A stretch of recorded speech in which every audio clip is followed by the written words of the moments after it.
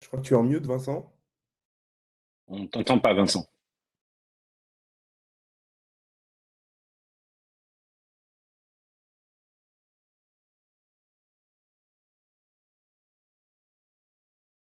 Allô? C'est mieux?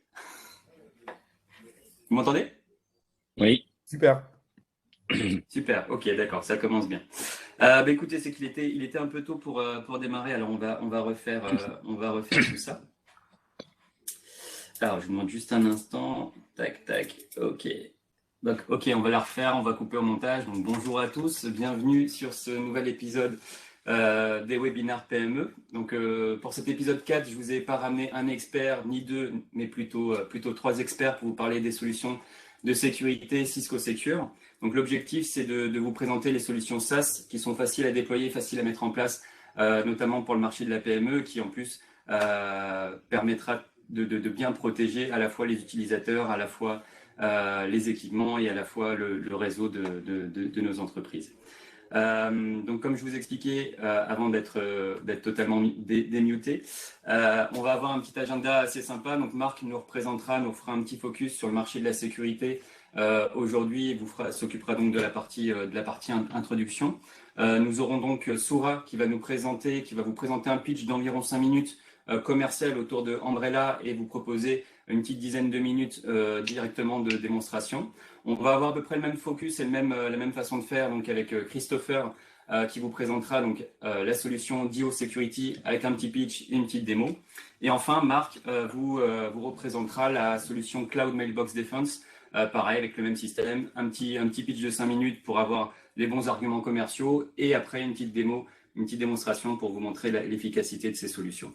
Et enfin, je reprendrai la main juste pour vous reparler des différents outils qu'on a mis à votre disposition et des différents next steps qu'on pourrait avoir ensemble justement pour aller plus loin sur le marché de la sécurité. Alors pour le coup, je vais laisser directement la main hop, à Marc. Marc, je te laisse te représenter peut-être, même si tout le monde te connaît, le temps que je te passe la balle. Oui, avec plaisir. Bonjour à toutes, tous, bienvenue. Merci d'avoir répondu présent. Donc, je suis Marc Guéroux. Je travaille dans les équipes Challenge chez Cisco et je me suis spécialisé sur le marché de la cybersécurité. Donc, mon rôle est d'accompagner les partenaires dans la compréhension et le développement du portfolio Cisco Secure. Alors, je vais juste couper ma caméra pour que ce soit bien audible pour tous parce que j'ai pas une bande passante, j'ai pas de fibre. C'est ce qu'on dit souvent, les cordonniers sont les plus mal chaussés. Non, mais ça nous permet de faire la transition et de vous parler de l'environnement dans lequel on évolue tous. Donc, en effet, je suis peut-être mal chaussé, mais en l'occurrence, je suis connecté depuis chez moi. Et ça permet de faire cette introduction, puisque notre environnement de travail évolue constamment, hein, entre ce qu'on a connu hier, ce qu'on connaît aujourd'hui et ce qu'on va avoir demain. Finalement, on ne sait pas trop où on va se situer entre cette partie euh, travail à la maison, remote office ou retour au travail ou un mix des deux ou peut-être pas. Voilà, de grosses incertitudes autour de ça. Et du coup, cet environnement qui évolue constamment amène les entreprises à s'adapter et surtout à s'adapter en termes de sécurité. Puisque forcément, hein, les challenges pour les équipes IT sont pas les mêmes lorsque vous avez l'ensemble de vos collaborateurs qui sont sur le site principal ou l'ensemble de vos collaborateurs qui sont à distance ou une partie des collaborateurs qui sont à distance. Les enjeux, c'est quoi? On voit que forcément le nombre de devices qu'on va utiliser va se multiplier. Alors, il va pas être illimité, mais forcément, il va grossir. Hein. Je vais pouvoir me connecter depuis chez moi avec mon ordinateur professionnel ou éventuellement une tablette qui peut être personnelle. Donc, toute cette problématique autour des utilisateurs distants, il faut bien garder en tête que quasiment du jour au lendemain, 90% des entreprises ont dû se réadapter et ont dû revoir les politiques de sécurité de manière à garantir un accès sécurisé des utilisateurs, cette fois-ci connectés à distance. Donc, tout ça s'inscrit dans cette transformation digitale qu'on vit depuis maintenant quelques années et puis cette transition vers le cloud, forcément que beaucoup de clients aujourd'hui ont adopté. Alors, qu'est-ce que ça engendre? Un manque de visibilité, clairement, hein, quand mon utilisateur est en dehors du réseau de l'entreprise, comment je peux avoir une visibilité minimum sur, bien sûr, ce qu'il fait, mais avec quoi il se connecte, vers quelle application il se connecte. Ce qu'on voit sur le marché de la PME, c'est que finalement, on manque de ressources, manque d'experts, manque de personnes pour pouvoir gérer ces politiques et cette stratégie de sécurité. Et puis finalement, les entreprises multiplient les solutions, additionnent un petit peu différentes couches de sécurité, et puis on se rend compte que lorsqu'on additionne les différentes couches de sécurité, on apporte de la complexité. Et ce que les entreprises, et plus particulièrement les PME, demandent, c'est d'avoir de plus en plus d'intégration dans les solutions pour que la gestion de la sécurité au quotidien soit plus simple. Et puis ce qu'il faut garder en tête, c'est que jusque maintenant, les PME se pensaient plutôt à l'abri des attaques. Et finalement, on se rend compte que plus personne n'est à l'abri. Il y a quelques années, on pensait que c'était essentiellement les grands comptes qui étaient ciblés.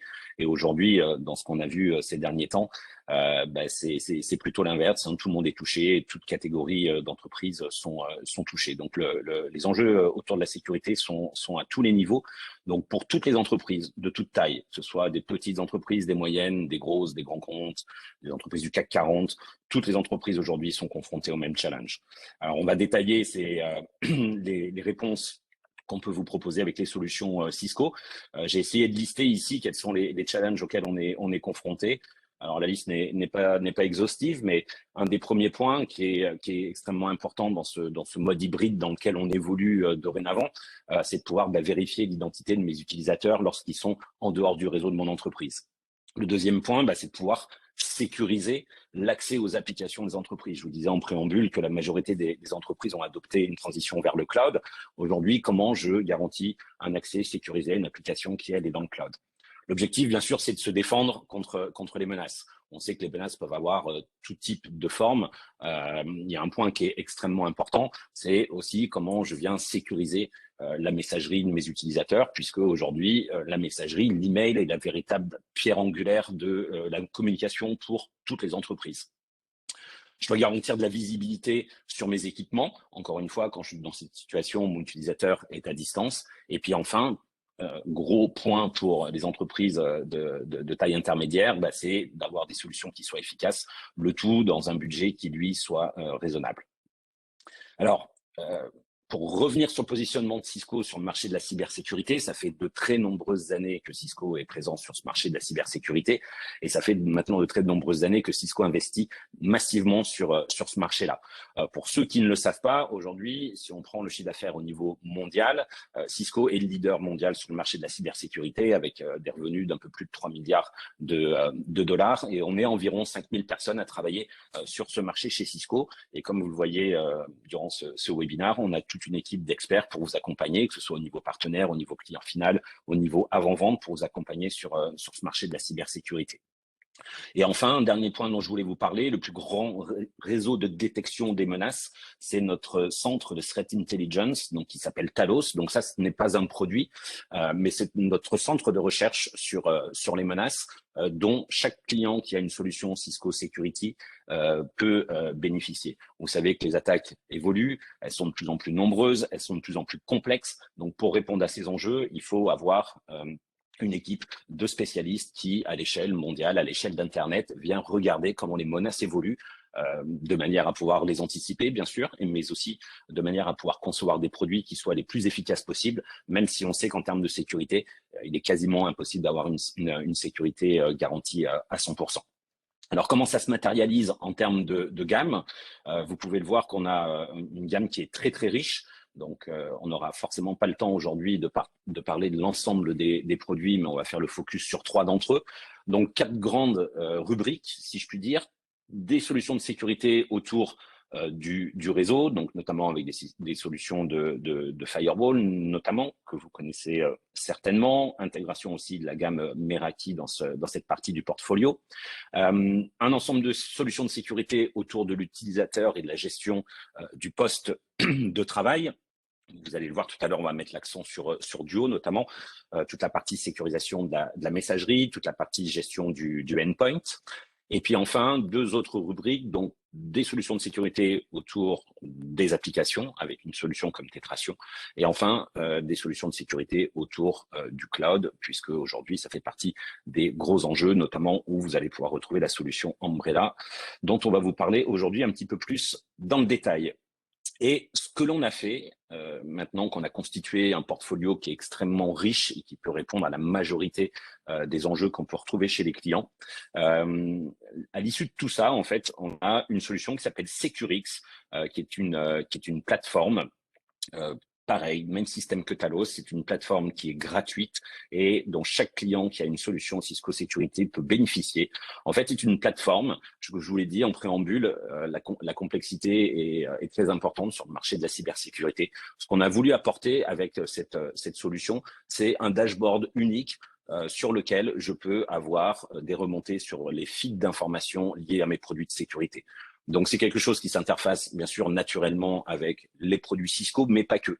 On est capable aujourd'hui d'intégrer des solutions tierces au travers de cette plateforme et aller récupérer des informations sur un firewall Fortinet, sur un endpoint de la concurrence, etc., etc.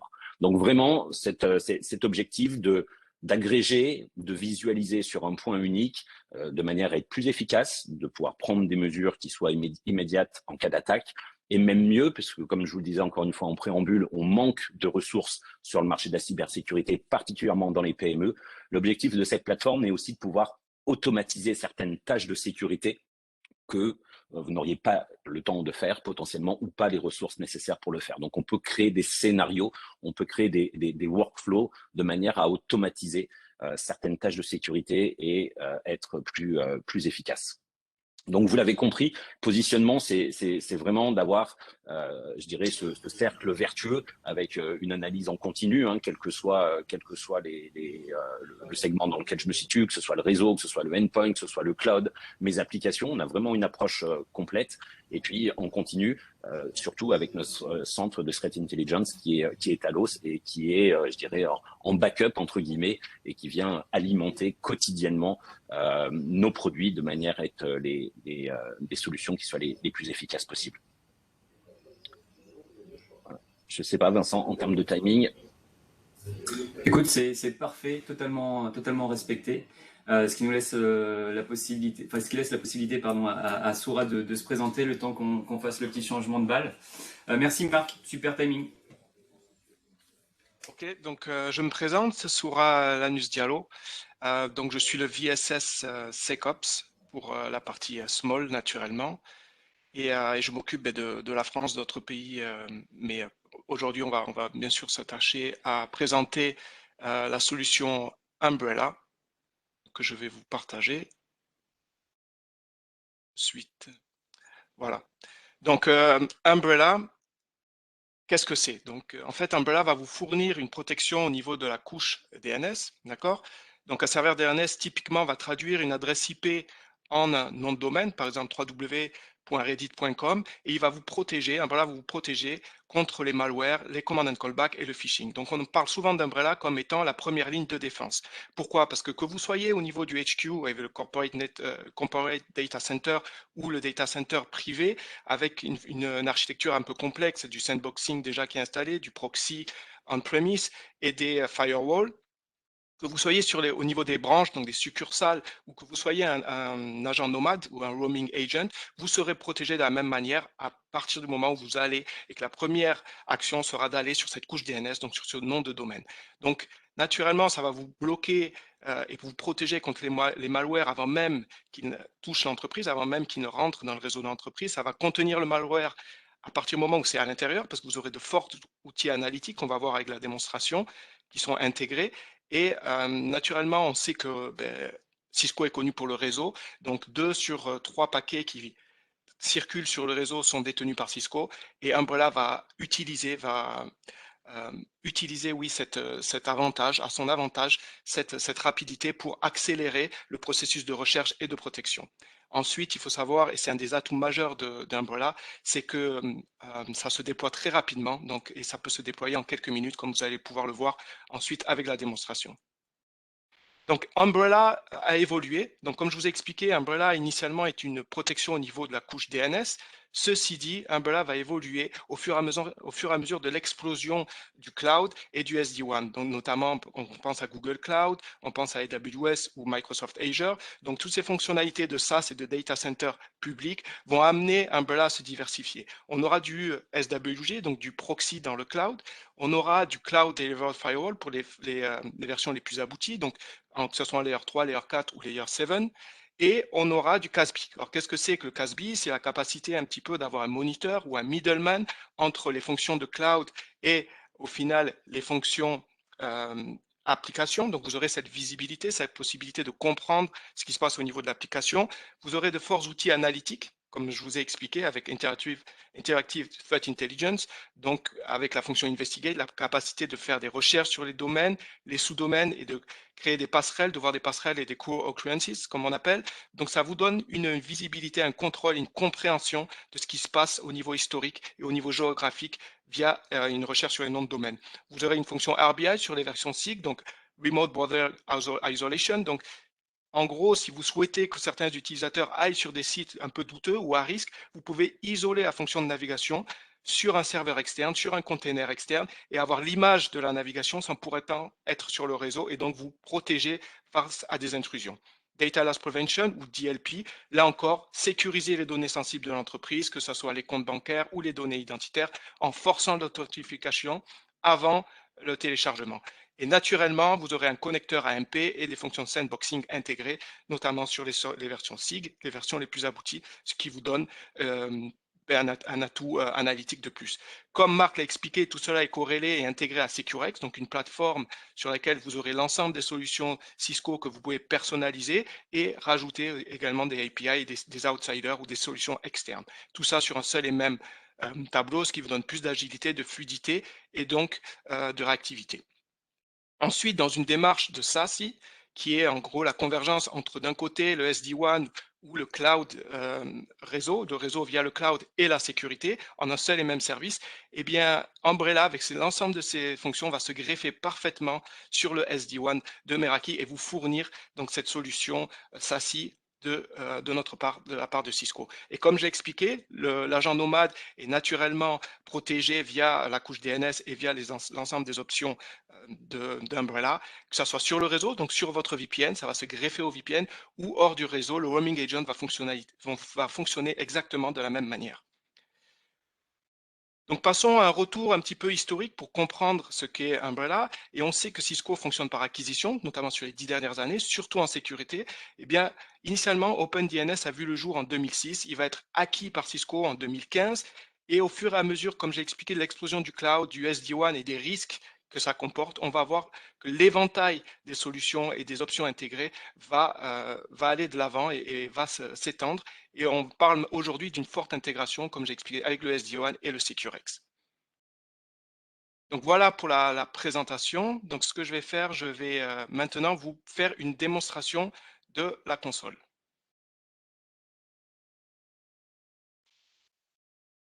Est-ce que vous voyez, est-ce que tout le monde a accès à mon écran? Je suppose que oui. Donc je vais. Alors là, on voit le PowerPoint pour l'instant. Ah, attendez, alors je vais peut-être arrêter de partager et repartager. Ça sera peut-être plus judicieux.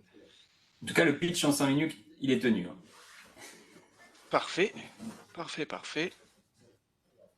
Voilà. Est-ce que vous voyez, vous avez bien accès à la vue de la console Umbrella? Donc, je vais partir du postulat que oui. Donc, Umbrella, c'est une fonction, une console très simple à comprendre et à intégrer et à utiliser. Ceci dit, il y a des points majeurs sur lesquels il faut insister en tant que partenaire pour vraiment que le client puisse comprendre où vous allez et quelle est l'utilité d'Umbrella. Donc, tout d'abord, il faut voir au niveau des paramètres. Donc, je prends toujours la case Overview qui est par défaut. Sur la gauche, vous avez l'ensemble des rubriques. Et sur la droite, comme vous pouvez voir, vous pouvez régler la temporalité. Donc, si vous voulez des rapports sur les dernières 24 heures, sur la journée précédente, sur la dernière semaine ou le dernier mois, vous pouvez là l'intégrer. Vous pouvez aussi mettre en place des rapports réguliers qui vont être donc enrichis et donnés aux clients régulièrement de manière très précise.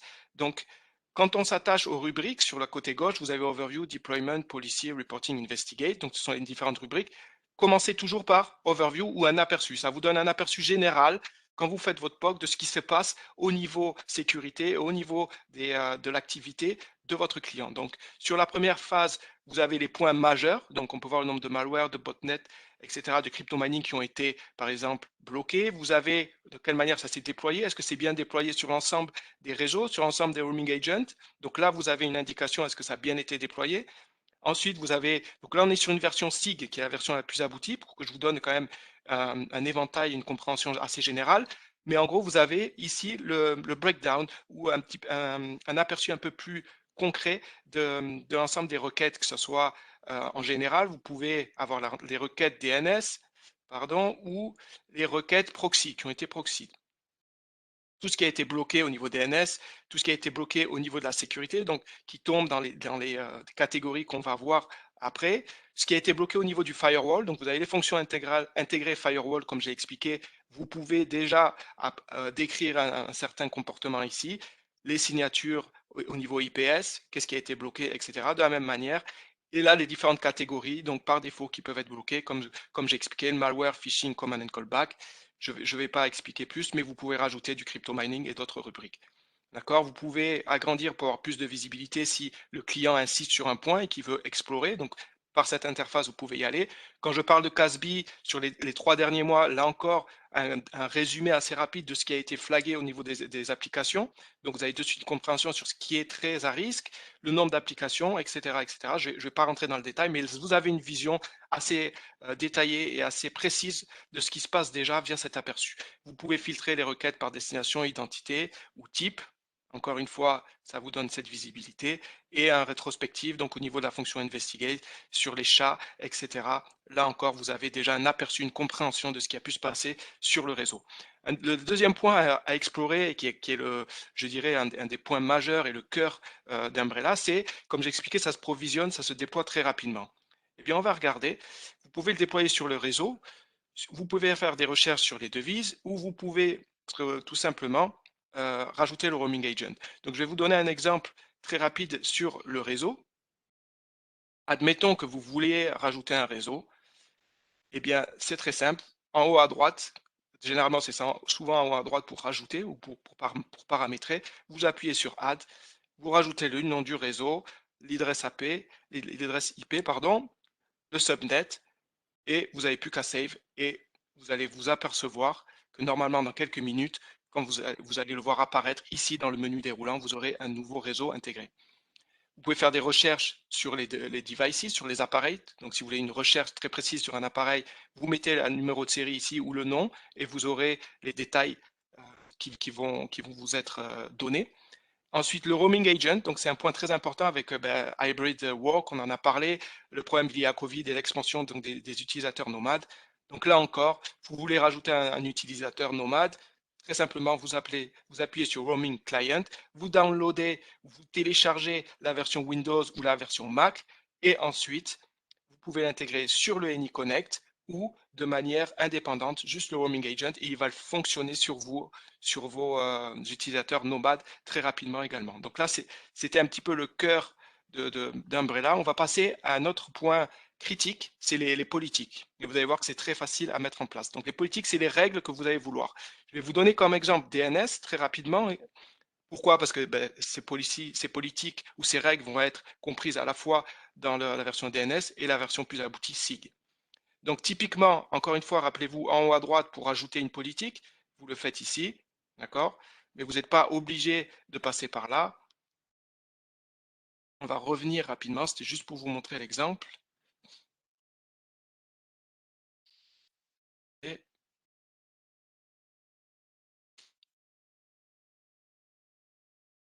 2 secondes.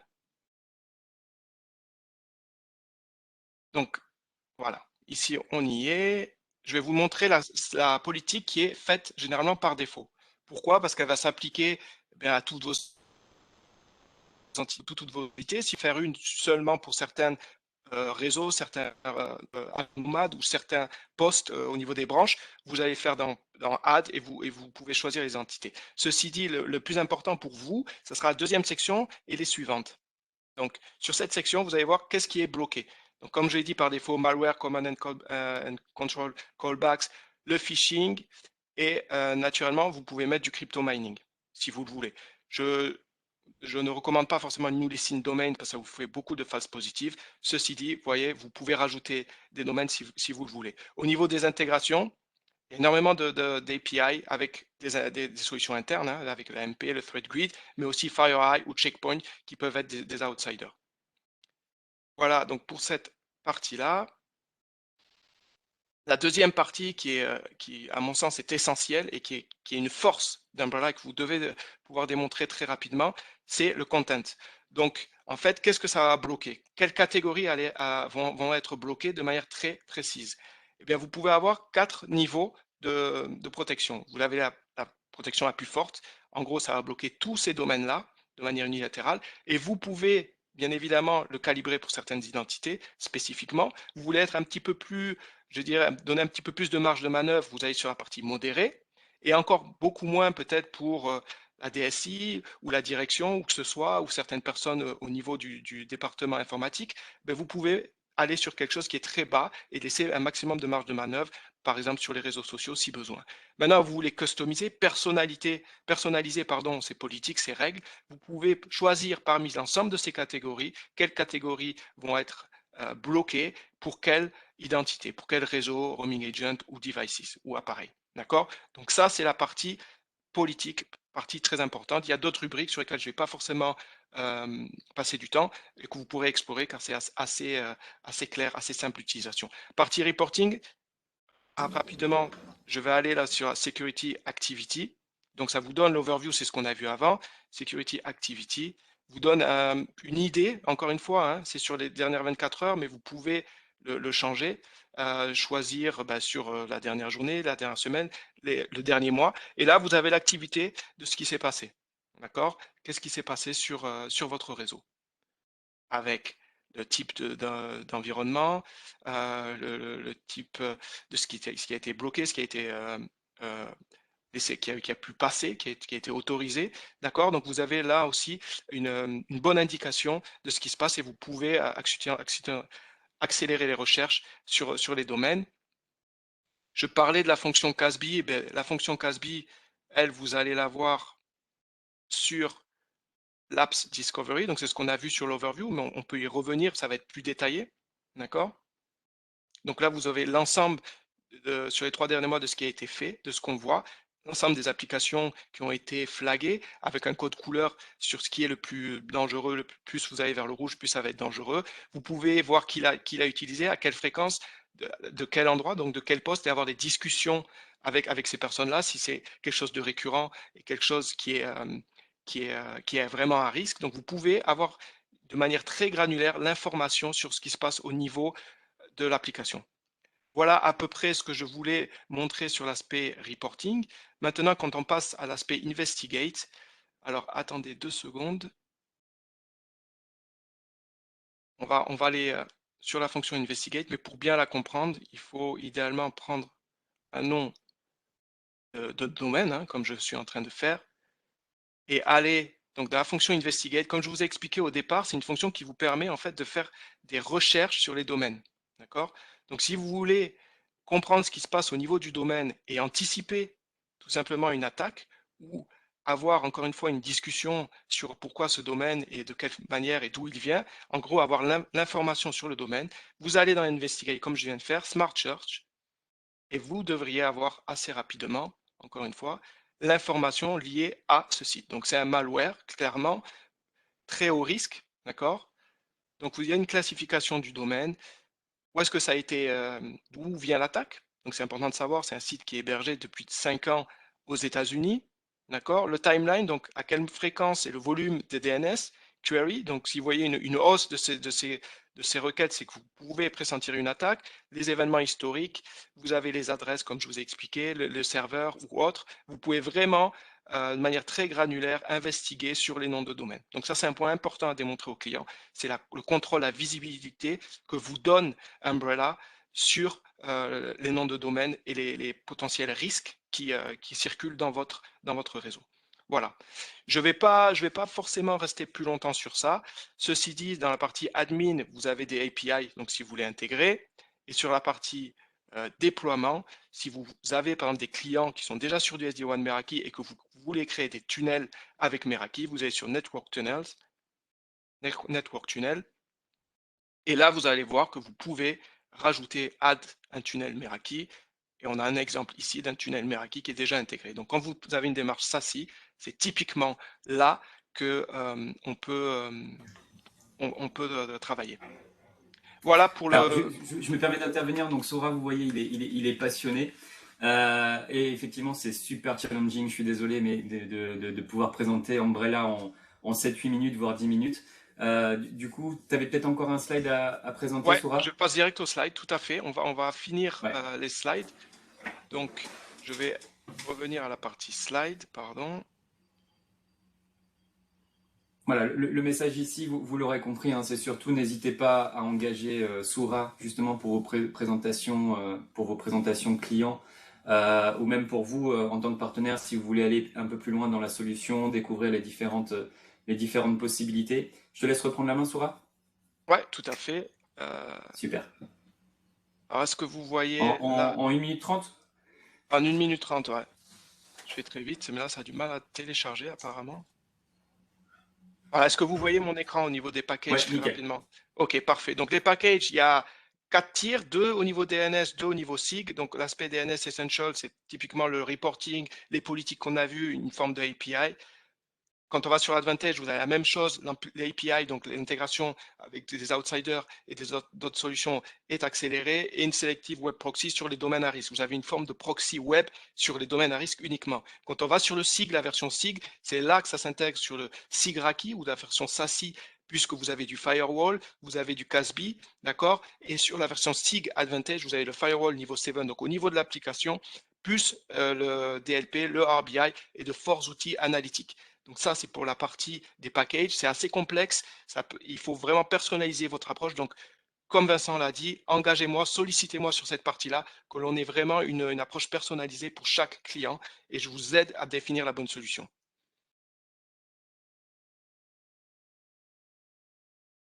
Donc, commencez dès aujourd'hui. Eh bien, voilà. Donc, comme je vous l'ai expliqué, commencez à présenter de manière succincte la console. Engagez-moi, sollicitez-moi pour des démos, des versions d'essai. N'hésitez pas à me contacter, qu'on collabore sur les comptes et que je vous aide à maximiser donc l'interface Umbrella. Et pour aller plus loin, la console UPC qui vous donne, c'est une console multi-tenant qui vous donne, vous, la capacité de déployer vos POC, d'avoir le contrôle et l'évaluation. Ce sera dans un second temps et je vous invite à passer cette petite formation, petite certification qui vous aidera donc à conduire votre business. Et naturellement, je reste à l'écoute, je reste là pour supporter et collaborer avec vous, ainsi que mon TSS, l'ingénieur qui est aligné avec moi sur le patch, Hakim Gelab, qui est là pour les questions très techniques de déploiement. Donc, n'hésitez pas à nous contacter. Et si vous avez vous avez besoin d'aide et de conseils pour la partie UPC et monter en compétences, on est également là pour vous aider. Voilà, c'est tout pour moi. Je vais passer la main tout de suite pour la partie duo à Christopher. Merci bien. Merci, Sora. Merci.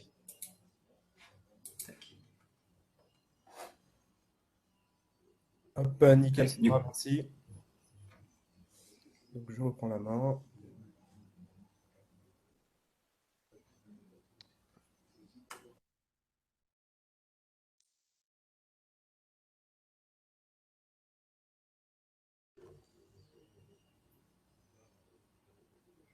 Hop, donc bonjour à tous, je me présente Christopher. Je suis security spécialiste, notamment sur la technologie Duo chez Cisco.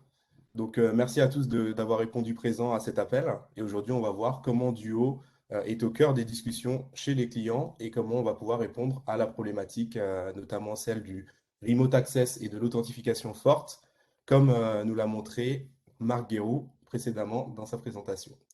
Donc Duo, en quelques chiffres, c'est 18 000 clients un Net Promoter Score qui est en constante amélioration, plus de 500 millions d'authentifications par mois et environ 800 employés qui travaillent sur cette technologie. Notre vision, bien évidemment, est de sécuriser l'accès pour tous les utilisateurs, quelle que soit l'application et quel que soit le périphérique. Et notamment aujourd'hui, avec la flexibilité que demande le marché par rapport au Covid, c'est notre mission de s'assurer que aujourd'hui toutes les entreprises soient capables de fournir un accès sécurisé à leurs applications à tous les employés, quelle que soit leur méthode de travail. Donc pour cela, on va utiliser ce qu'on appelle la Zero Trust. Donc on va bien vérifier l'identité de l'utilisateur qui tente d'accéder à notre application, mais pas seulement. On veut aussi s'assurer que le device avec lequel l'utilisateur se connecte soit safe, tout en protégeant la plupart des applications qu'utiliseront nos clients et en fournissant, comme je disais, une expérience utilisateur incomparable. Je répète souvent le mot expérience parce qu'aujourd'hui, quand on pense à tout ce qui est multifacteur authenticator, on a des souvenirs de l'époque où on avait 5 secondes pour taper un code et que si on ne tapait pas en temps et en heure, il y avait un autre code qui devait apparaître et c'était un peu, ça faisait perdre du temps, c'était un peu ralentissant. Aujourd'hui, on a construit vraiment notre solution avec un objectif de donner une expérience client comme jamais vu sur le marché. Et pour cela, on a plusieurs méthodes d'authentification. Donc, on verra notamment plus en détail la méthode push dans la démo que je vais vous faire juste après. On a un soft token sur application, donc sous forme de code. On a la possibilité de recevoir un code par SMS, des appels, compatibilité avec des clés U2F, compatibilité avec montres de type Garmin ou Apple Watch. Et aujourd'hui, on est en train de développer ce qu'on appelle le passwordless. On a déjà fait un grand pas dans cette dimension avec la compatibilité Touch ID sur les Mac. Et on aura d'autres annonces qui vont suivre durant l'année 2022, notamment par rapport à la compatibilité Windows Hello pour tout ce qui est reconnaissance faciale. Et on est compatible enfin avec les hardware tokens. Donc Duo aujourd'hui est la solution MFA la plus sécurisée au monde. En effet, l'intégration est rapide. Aujourd'hui, on a la possibilité de sécuriser son application et de vérifier l'identité de l'utilisateur en 1 seconde. Mais on a aussi la possibilité de bénéficier d'autres features telles que faire du VPN-less, comme on dit. Donc, c'est la possibilité de créer un portail SSO avec toutes ces applications derrière. Donc, je m'explique. Portail SSO, donc c'est tout simplement une fenêtre dans laquelle on va vérifier au préalable l'identité de l'utilisateur pour pouvoir lui donner accès à toutes les applications que l'on aura décidé de protéger sans passer par un VPN. On a la possibilité de faire du conditional access, donc tout ça je vais vous le montrer dans la démo juste après. Et notre plus grande force est d'être compatible avec la plupart des applications sur le marché. Donc là j'ai pris quelques exemples. On retrouve les applications notamment les plus demandées sur le marché. Et en termes d'intégration, on a créé donc des documents de déploiement qui sont déjà préconstruits, notamment avec des vidéos pour certaines applications, et plusieurs méthodes de déploiement, donc Radius, LDAP et SAML. Et c'est ce qui fait aujourd'hui qu'on est compatible avec la plupart des applications sur le marché. Donc on va passer à la démo. J'arrête de partager mon écran juste pour changer de page. Voilà.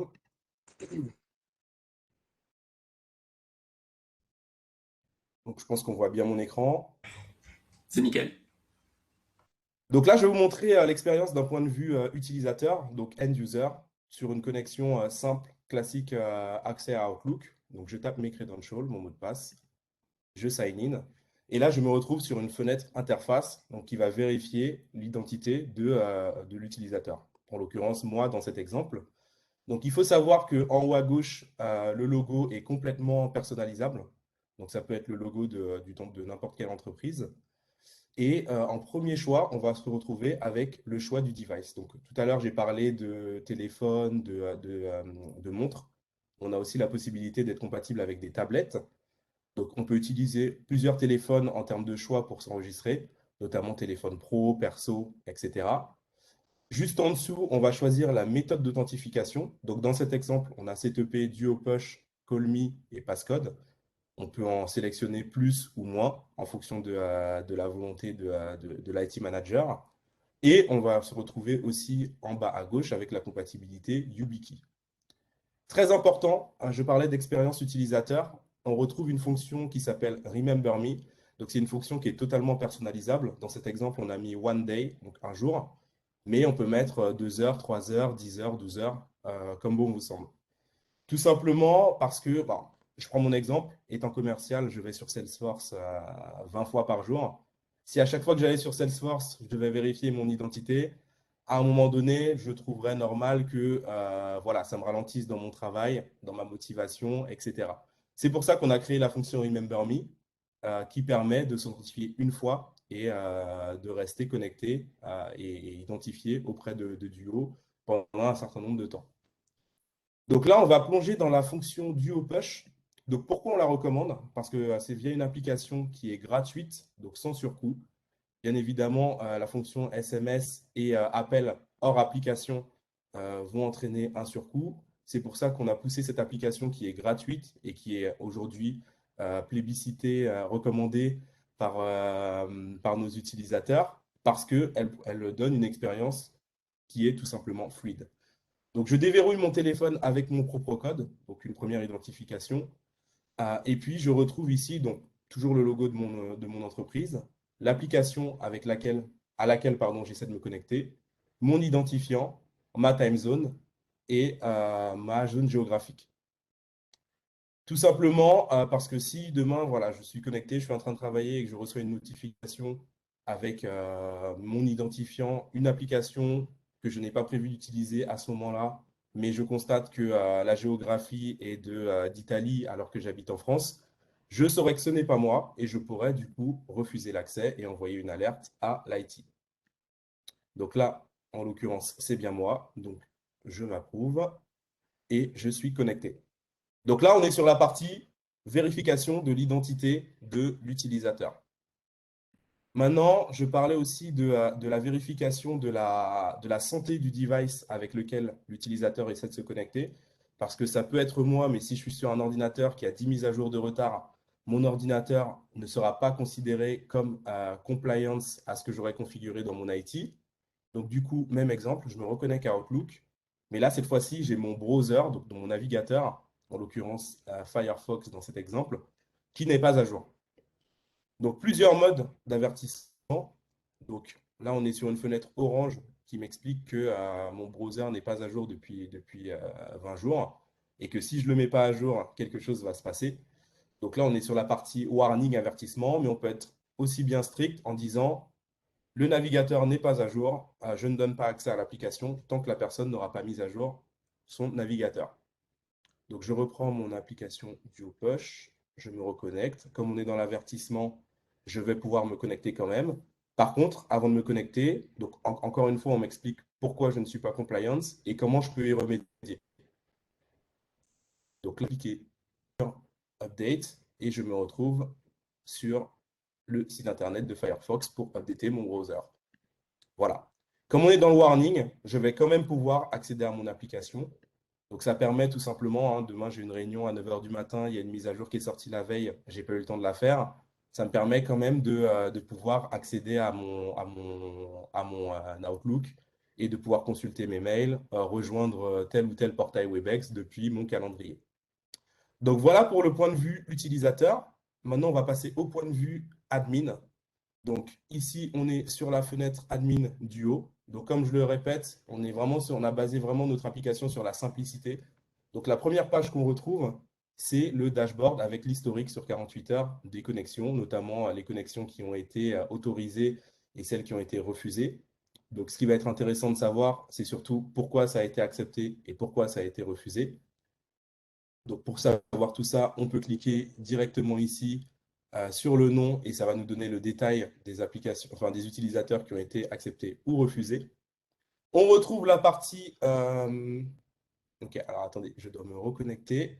Hop, vous voyez, j'utilise moi-même Duo. Hop, j'ouvre l'application sur mon téléphone. Je me reconnecte. Et je suis de nouveau sur le panel admin. Et donc là, j'ai une visibilité sur toute ma flotte. Donc, plusieurs codes de couleur, vert, orange, rouge. Donc, vert, on considère qu'on est à jour, qu'on est safe. Donc, encore une fois, c'est l'admin qui configure ce qu'il considère comme étant à jour. Donc, certains vont considérer qu'il faut être sur la dernière mise à jour D'autres vont considérer que les 2-3 dernières mises à jour sont quand même compliance. Et certains autres vont considérer que du coup, je laisse un peu plus de marge de manœuvre à mes utilisateurs. Par contre, tout ce qui est en dessous, là, on va être dans la compliance. Donc là, on va envoyer des avertissements, on est orange. Ça veut dire qu'on peut quand même travailler, mais on n'est pas à jour. Et du coup, on va avoir un autre code de couleur qui est rouge. Et là, du coup, on va pouvoir mener des actions, entre guillemets, contre ces personnes pour pouvoir les éduquer et leur demander de bien vouloir mettre à jour leur device. Donc, bien évidemment, l'objectif, c'est d'être ouvert partout, hein. Donc là, on voit qu'on est très bon élève sur Windows. Sur Mac, il y a quelques efforts à faire. Et ce qui est intéressant et important, c'est que aussi bien sur la partie Device Insight, mais que sur la partie dashboard, on est capable d'exporter les logs et de faire une analyse. Demain, vous avez besoin de faire un audit où le CEO, le CTO ou un cabinet d'audit externe vous demande des informations sur l'état de votre flotte, l'état de vos accès aux applications. Vous êtes capable d'extraire toutes les informations depuis Duo et de fournir ces informations à qui le demande. Donc, je saute la partie policy qu'on verra juste après. On a la possibilité de faire de l'identity access management en créant des groupes. On peut se dire que le groupe de IT admin, comme ils ont accès à des informations qui sont très sensibles, à chaque fois qu'ils se connecteront, à chaque fois, je demanderai une double authentification et par Duo Push, non par SMS. Voilà, on peut vraiment configurer pas mal de choses en termes de granularité, pardon. On a moyen de faire des choses vraiment sympas. Je vous montrerai dans les policies.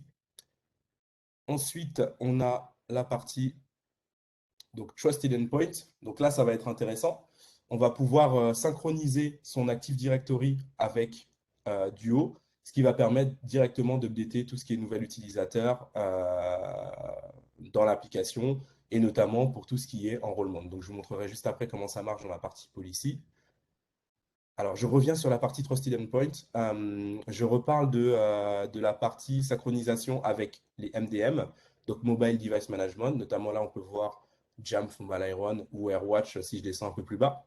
Donc, l'idée de ça, ça va être de pouvoir distinguer les outils personnels des outils professionnels et de pouvoir appliquer des policies de type je ne veux pas que mes utilisateurs aient accès à leur boîte mail depuis leurs ordinateurs ou téléphones perso et je vais restreindre cet accès seulement aux devices qui seront managés par mon Mobile Device Management. Voilà. Donc là, je passe dans la partie Trusted Monitor. Donc, c'est la partie intelligence de l'application, donc qui va constamment effectuer un audit sur l'état des connexions et les comportements des utilisateurs et nous envoyer des notifications au cas où quelque chose ne va pas. Si par exemple, tous les jours à 8 h du matin, depuis le même ordinateur et depuis chez moi, donc depuis la même adresse IP, j'ai l'habitude de me connecter à Outlook et que subitement je me connecte à New York depuis un différent ordinateur, depuis une différente adresse IP parce que je suis à l'hôtel ou pour autre raison, je vais envoyer automatiquement un signal à l'IT qui va décider du coup soit de plonger dans le détail de ce qui s'est passé, de le marquer comme suspect ou d'annuler la notification. Et l'idée de ça, ça va être que c'est une solution qui va s'adapter. On peut avoir des profils de type exécutive, donc qui voyagent 2-3 fois par mois ou par semaine. Et du coup, la solution va s'adapter en se disant, tiens, cette personne-là, c'est normal qu'elle se connecte à New York parce que c'est un profil qui a l'habitude de voyager.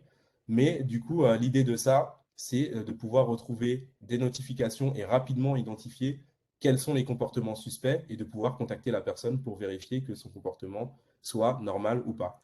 Notamment maintenant avec tout ce qui est remote access, il y a pas mal je prends l'exemple classique, hein, un employé qui n'a pas prévenu son IT qu'il allait faire du home office à Miami, qui essaie de se connecter et forcément le comportement de cette personne est identifié dans l'application. On va pouvoir le contacter et lui demander de bien vouloir expliquer comment ça se fait qu'il soit à Miami, etc. Donc, je crois que je suis encore dans les temps. Vincent, tu me confirmes? Oui, mais vu qu'on avait pris un peu de retard, Ok, je vais accélérer. super. Donc là, on retrouve les policies, donc je ne vais pas rentrer dans le détail. On peut faire du conditional access management. Donc là, on a par exemple banni l'accès à tout ce qui est en dehors de Canada et États-Unis, parce que dans mon exemple, je me situe aux États-Unis.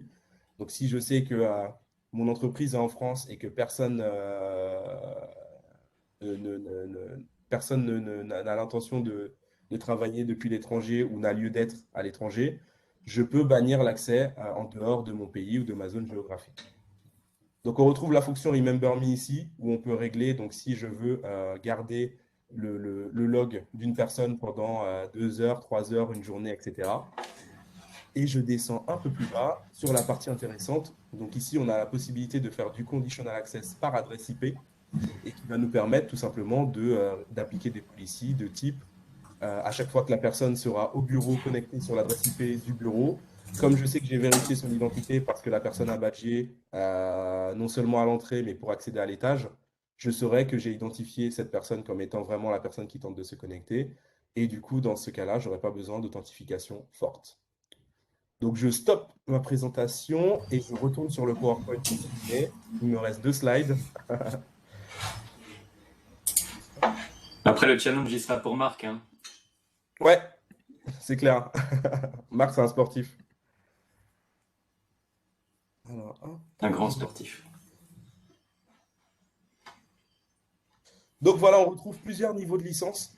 Le premier niveau de licence est tout simplement une solution de multifactor authenticator. Donc là, on est vraiment sur une authentification forte avec quelques policies qui sont disponibles. Le milieu de gamme qu'on recommande, notamment sur notre site, l'idée, c'est de pouvoir avoir de la visibilité sur les devices qui essaient de se connecter, notamment professionnels ou personnels, donc à mes applications. Et enfin, la version haut de gamme avec du coup, donc là, la possibilité d'identifier les devices professionnels et personnels. Et là, on est vraiment sur du haut de gamme, notamment en termes de policy et en termes de features comprises dans cette édition. Hop. Enfin, je vous ai mis une dernière slide avec les informations à savoir, notamment le fait qu'on offre un mois gratuit d'essai pour vos clients. Donc, n'hésitez pas. Et ça fonctionne un peu en mode try and buy. Pardonnez-moi. Donc, c'est-à-dire que on profite de ce mois-ci généralement pour setuper tous les accès, les utilisateurs, les applications, etc. Et on démarre directement à partir de ce trial une fois qu'on a fini le mois. Pardon. Donc, je vous ai mis mes coordonnées. N'hésitez pas à me contacter. Je me ferai un plaisir de vous accompagner sur vos projets avec mon équipe. Merci. Merci Christopher. Alors, je vais repasser la balle à Marc. Hop. Animateur. Tac, donc le temps que Marc reprenne la main. Donc concrètement, que ce soit pour Soura ou pour Christopher, vraiment ce qu'on a pu constater, c'est plus ils étaient mis dans la boucle en avance de phase, plus il y avait la possibilité de convertir de manière positive les périodes de test. Donc voilà, n'hésitez vraiment pas à les solliciter. Ils sont vraiment là pour vous accompagner au niveau de vos clients. Et ça peut servir vraiment de game changer. Donc vraiment, n'hésitez pas. Donc Marc, oui, c'est bon. C'est bon, vous m'entendez? Ouais. Ok, donc le challenge, c'est 6 minutes. Merci les gars, c'est sympa. Non, mais c'est important que vous puissiez visualiser les démos sur ces solutions. Du coup, il y a un dernier sujet dont on voulait vous parler sur ce marché PME. C'est ce qui concerne la sécurité autour de la messagerie. Alors, pourquoi ce sujet-là?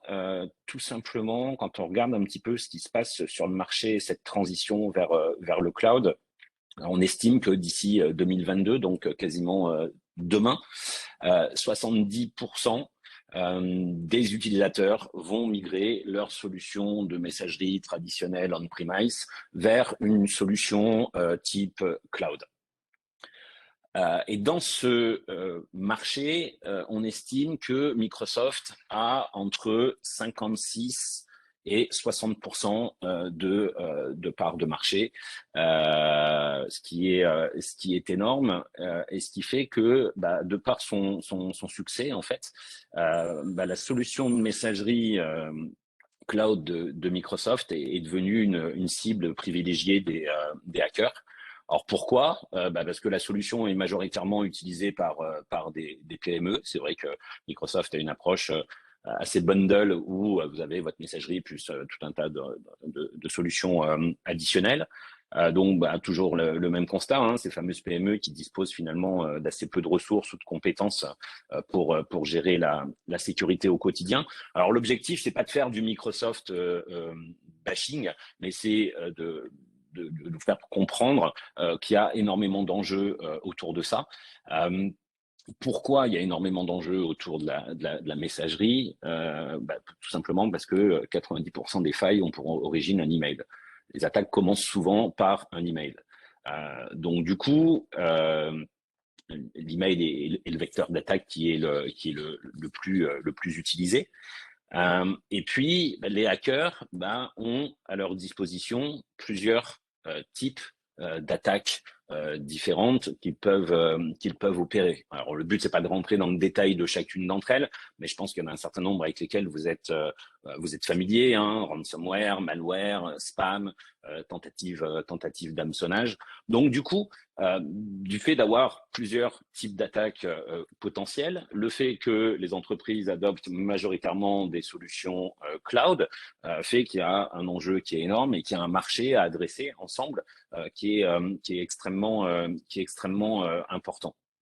Je pense vous avez tous un exemple d'un client qui a reçu un ransomware ou un malware et qui s'est retrouvé complètement bloqué.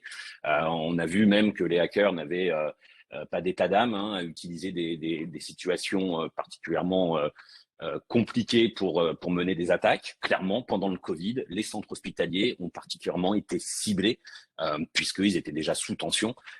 Et donc, du coup, on a malheureusement beaucoup de comptes qui payent les rançons demandées.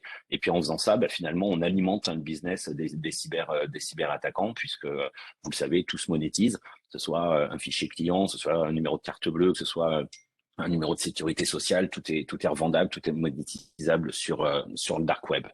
Alors c'est un sujet qui est pris extrêmement au sérieux, si je puis dire, puisque le Gartner, qui est l'organisme un petit peu de référence sur notre marché, en 2019 conseillait déjà de rajouter ce qu'on appelle un Cloud Email Security supplément, donc une solution de sécurité de messagerie additionnelle pour ceux qui avaient déjà opéré l'adoption du cloud.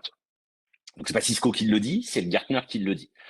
Et au-delà de ça, suffit de regarder un petit peu sur Google le nombre d'éditeurs qui proposent des solutions autour des environnements Office 365 et vous comprenez aisément qu'il y a énormément d'enjeux autour de cela. Et encore une fois, l'objectif c'est pas de blâmer la solution Office 365 de Microsoft. Alors qu'est-ce qu'on a fait chez Cisco pour répondre à ces enjeux? Donc on a plusieurs solutions de sécurité autour de la messagerie, email secure, on-premise, en version cloud, en version hybride. Cette solution qui s'appelle Cloud Mailbox Defense est une solution qui est dédiée uniquement pour les environnements Microsoft Office 365. Donc, c'est une plateforme de sécurité cloud alimentée par Talos, dont je vous ai brièvement parlé tout à l'heure, donc qui est notre centre de threat intelligence. Et le produit a été conçu autour de 3 principes, on va dire. Le premier, c'est la simplicité. La simplicité, en fait, c'est l'aspect qui va compter le plus. Cette solution va se démarquer grâce à la rapidité, la simplicité de son déploiement, simplicité de sa configuration et la simplicité de sa gestion au quotidien.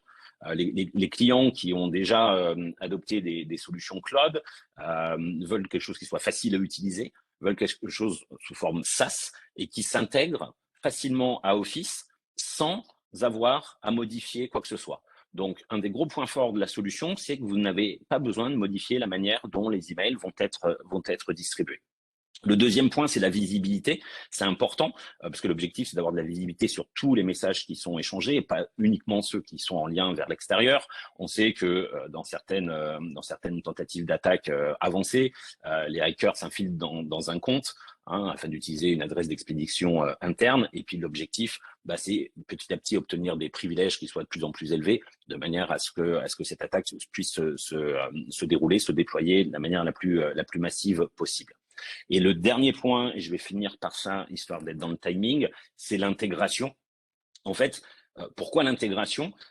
Au travers des API, hein, notamment, et tous les composants qui sont utilisés donc pour l'analyse des emails résident dans un cloud Azure. Donc en fait, l'objectif, c'était de concevoir une solution qui soit au plus près, au plus proche de l'environnement Office 365 et donc du coup, qui soit extrêmement simple à déployer en quelques clics. Vous avez un mode standard et un mode avancé.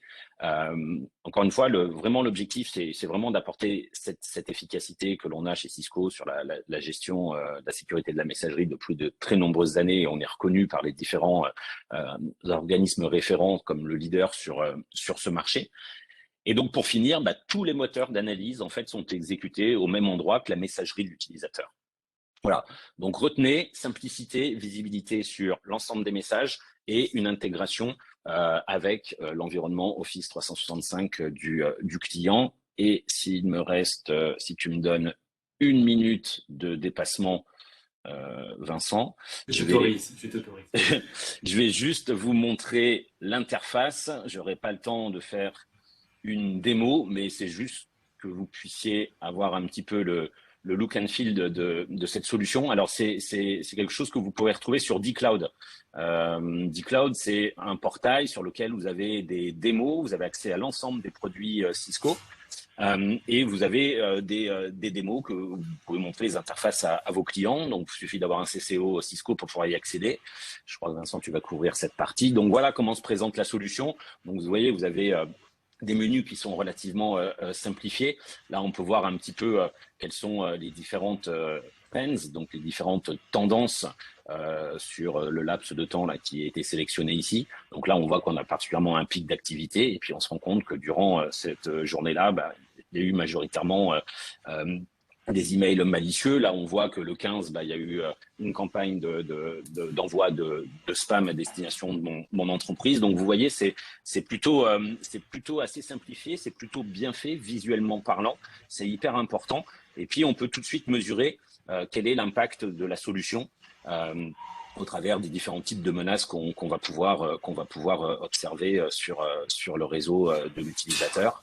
Et puis, on peut aller regarder quels sont, par exemple, le top 10 des utilisateurs qui sont ciblés par les campagnes. Là, on voit que Monsieur Muldoon, par exemple, chez Ingé Corporation, notre entreprise concernée, a été la cible d'une attaque bien particulière puisqu'il a reçu 360 messages malicieux. Donc, on sait que cet utilisateur a particulièrement été ciblé. Et on peut aller ensuite dans la vue messages de manière à avoir une visibilité globale sur tous les messages qui sont échangés. Et on voit tout de suite les catégorisations. Donc là, en l'occurrence, le spam, donc il a été automatiquement mis de côté. Là, on voit que c'est un email malicieux. Donc là, on l'a carrément supprimé. Donc on peut voir quel est l'expéditeur. Éventuellement, s'il y a un fichier attaché, donc cet exécutable, on va pouvoir l'identifier comme étant quelque chose de malveillant ou voire même s'il y a un lien qui serait une tentative de phishing. Donc voilà, simplicité, efficacité, intégration avec Office 365. Vous avez les 3 arguments clés pour engager vos clients sur une discussion sur la sécurité de leur messagerie. Je te laisse finir, Vincent. Super. Ouais, écoute, merci Marc, c'est génial. Alors, je sais pas si je peux reprendre la main comme ça, partager un appel. Non, écoute, c'était super parce qu'en fait, voilà, ce qu'on voulait, c'était vraiment montrer un petit peu l'interface et montrer que c'était vraiment super efficace au niveau de la sécurisation d'Office 365 et montrer que c'était une interface un petit peu jeune et sexy. Donc ça, c'est cool.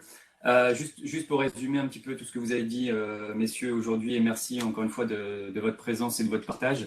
Voilà, donc aujourd'hui, ce qu'on voulait, on voulait appuyer sur le fait qu'on était sur des solutions qui étaient 100% SaaS, donc c'est-à-dire qu'en gros, on est sur du software et c'est des solutions qui vont être assez simples à mettre en place chez vos clients. Et en plus, vous voyez, on met des ressources à votre disposition pour vous accompagner, pour essayer de gagner vos projets chez vos clients. Donc ça, exploitez-le à fond. N'hésitez pas à engager avec nos ressources.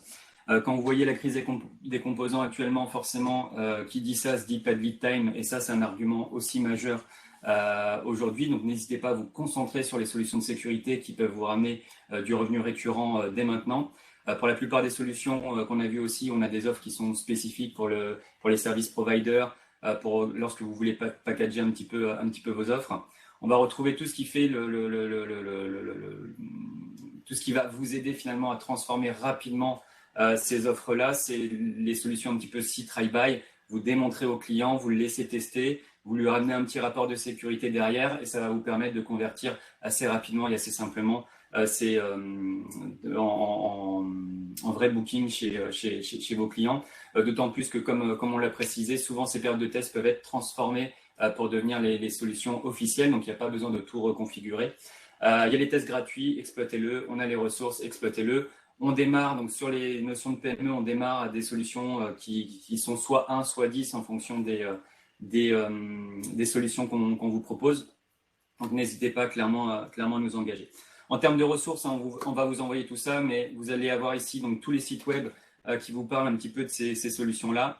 Sur cette partie-là, on a mis donc tous les liens vers Sales Connect, c'est-à-dire que là, vous trouverez toutes les présentations commerciales, les présentations pour les décideurs techniques, etc. Toute la documentation autour des solutions de sécurité, encore plus large que les 3 qu'on vous a proposées aujourd'hui. Pour tout ce qui va vraiment se focuser sur la partie PME, on a le site ciscomarchépme.fr, donc on appelle le spot. Vous allez retrouver donc toute l'information autour de la sécurité. On vous a mis toute la documentation sur Securix, sur Umbrella, sur Duo. Comment est-ce que vous montez vos POC? Comment est-ce que vous montrez vos périodes de démo? On a mis des petites vidéos aussi pour vous accompagner dans votre quotidien. Donc n'hésitez pas à exploiter ce site qui est vraiment fait pour vous encore une fois. On a un nouvel espace aussi, Actu Marché PME. Si vous utilisez Cisco Webex, n'hésitez pas en fait à scanner ce QR code ou à rentrer le petit lien que vous recevrez dans le mail. Ça vous permettra d'être au courant de toutes les nouveautés, nouvelles fonctions sur Umbrella, nouveaux webinaires sur le sujet, etc. C'est vraiment le meilleur moyen, sans être spammé, de rester informé de tout ce qui va se passer sur le marché PME. Je prêche pour ma paroisse. Voici les prochains épisodes que vous allez avoir donc sur le marché PME. On en a déjà planifié 4 qui sont confirmés. Cisco Catalyst Switching donc en janvier. Vous aurez une représentation de Cisco Placetel et du nouveau modèle agent qu'on a mis à disposition sur la partie collaboration. Ensuite, on enchaînera un peu plus encore sur de l'EN avec le Wi-Fi 6 et la gamme Catalyst Wireless. Et enfin, on va vraiment se focuser sur le marché de la PME autour du travail hybride avec toutes les solutions Webex. Et les autres, ils seront à confirmer donc par la suite, mais vous pouvez déjà vous inscrire sur le portail Cisco Marché PME. On a aussi les webinaires bonnes pratiques. Vraiment, là, c'est plus de l'accompagnement autour de tout ce qui va toucher à la programmatique et aux outils Cisco. Donc là aussi, n'hésitez pas à vous inscrire, à partager à vos collègues. Ça vous permet d'exploiter le meilleur de Cisco en très peu de temps. Ce qui m'amène en fait au closing. Donc, je voulais vraiment remercier nos 3 présentateurs aujourd'hui qui se sont donnés à fond, qui ont vraiment voulu vous démontrer la force de ces solutions-là. Encore une fois, n'hésitez pas à les engager, c'est ce qui fait vraiment toute la différence. Pour ma part, je vous remercie en tout cas de nous avoir suivis et puis j'espère à très bientôt et aux prochains épisodes. Merci Marc, merci Soura, merci Christopher. Merci, avec plaisir. À bientôt. On regarde les questions qui restent et on vous enverra un petit email pour les réponses. À très bientôt. Merci, au revoir.